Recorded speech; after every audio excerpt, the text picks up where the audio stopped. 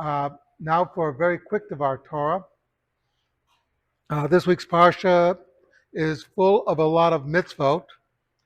Uh, One of the most important is returning a lost object, respecting other people's property. This is really a very fundamental idea in Jewish life. There's a very common phrase that children say, finders, keepers, losers, weepers. Uh, Judaism, Yiddishkeit takes the exact opposite view. That if you find something, you have to remember it belongs to somebody.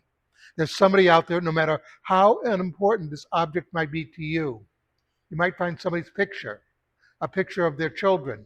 To you, it's worthless. To them, it's priceless.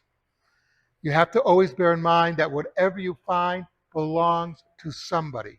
And this is a fundamental undergirding of society. If a society is that whatever you lose, you'll end up, people will lead, the next stage, of course, is people will start stealing and saying, well, you lost it, I found it. There's the famous story of the woman who was on a spiritual quest, first went to Yerushalayim, went to a shir, a very dry shir about returning a lost object.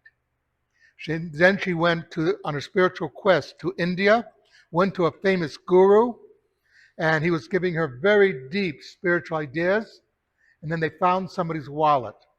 He reached down, picked up the wallet, took out the money, and threw the wallet away. And he said, finders, keepers, losers, weepers. Obviously, God wanted him to lose it and wanted me to find it.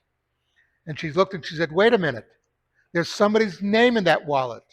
There's identification. It belongs to somebody. And she remembered that very dry shir, or lesson in Yerushalayim, about returning a lost object and how important it was. And that led her back to being a religious woman. So it's a very important lesson in society to remember, if you find something, it's still not yours. It belongs to somebody. Something to think about. Kaddish Rabbanim.